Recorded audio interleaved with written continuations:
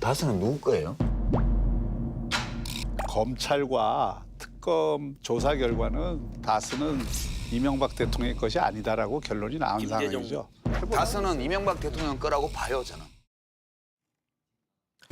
다스는 누구 겁니까? 지난 2007년 당시 한나라당 대선 후보 경선 과정에서 처음 불거졌죠.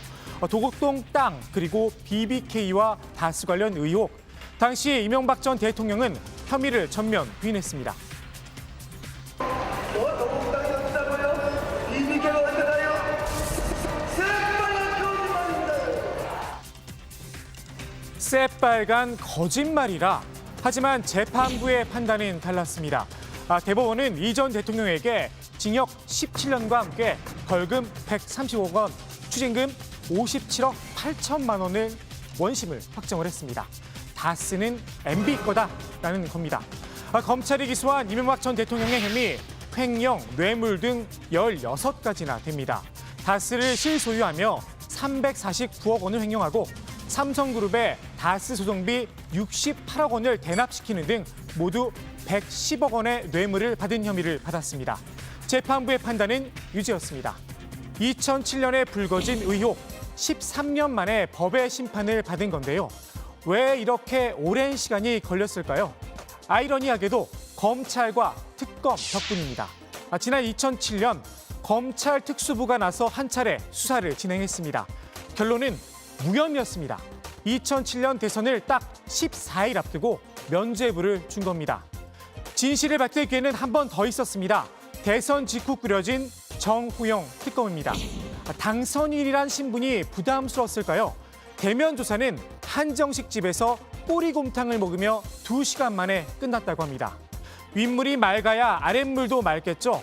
특검 검사들의 행태도 비슷했습니다. 이제 특검이 왔는데 특검 저 검사가 뭐 한번 하는 사람 와 사장씨가 컨테 내는 거 올라갔어. 그게 다야. 금방 왔다 금방.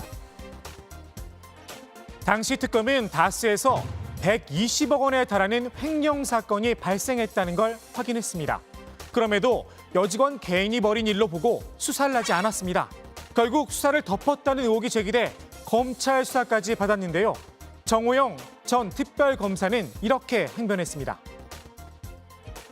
수사 내용과 관련 법령을 종합 검토해가지고 수사 결론을 냈습니다. 오해가 있는 부분이 있다면 이번 기회에 적극적으로 바로잡을 생각을 가지고 있습니다. 당시 수사한 자료는 검찰에 넘겼다면서 검찰이 직무유기를 했다, 책임을 돌리기도 했습니다.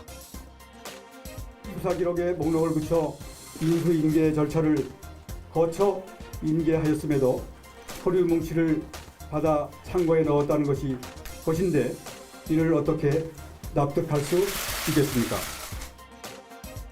특검 당시 검찰 수장이었죠. 임채진 전 검찰총장은 특검이 사건을 이첩하거나 수사를 의뢰한 적이 없다, 이렇게 반발을 했는데요.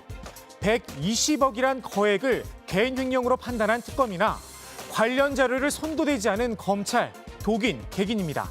결국 진실의 봉인이 풀리기 시작한 건 문재인 정부 들어서였습니다. BBK 주가 조작 피해자들과 시민단체들의 고발이 이어졌고 관계자들의 증언도 나왔습니다. 모든 의사결정이 이명박이 했으니까 김성호가 했지만은 뭐 김사장 회사도 아니고 다스 직원들 누구한테 가서 물어봐요. 다스 실소유주 누구냐 그러면 이명박이라고 그러지.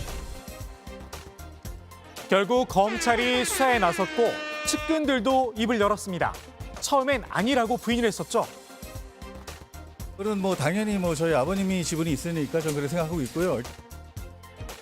이후 검찰 조사에서 이 전 대통령이 차명으로 다스 지분을 가지고 있다 말을 바꿨습니다. 한사코 아니라고 잡아떼던 이 전 대통령도 별 수가 없었던 모양입니다. 다스는 누구 거냐 이렇게 묻고 있습니다. 이 부분에 한 말씀 부탁드립니다. 그런 아닌데 물을 일은 아닌 것 같습니다. 예. 결국 검찰 포토라인에 섰습니다. 피의자 신분으로 말입니다. 저는 오늘 참담한 심정으로 이 자리에 섰습니다.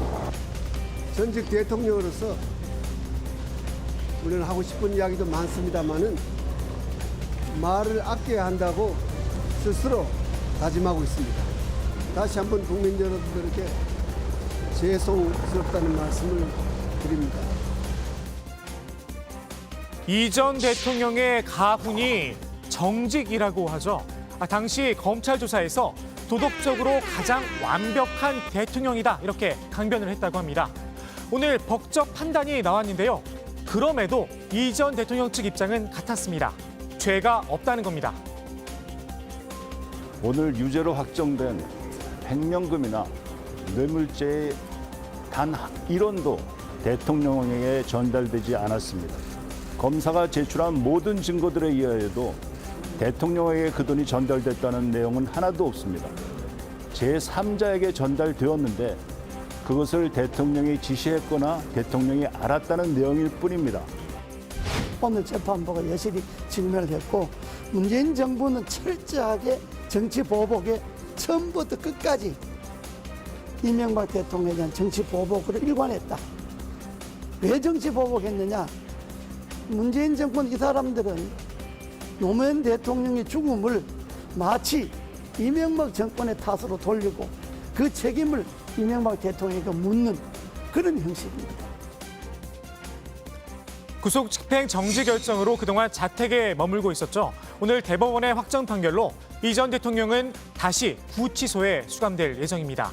징역 17년형, 만기 출소한다면 96살에 사회로 복귀하게 됩니다. 사면이 되지 않는다면 말입니다.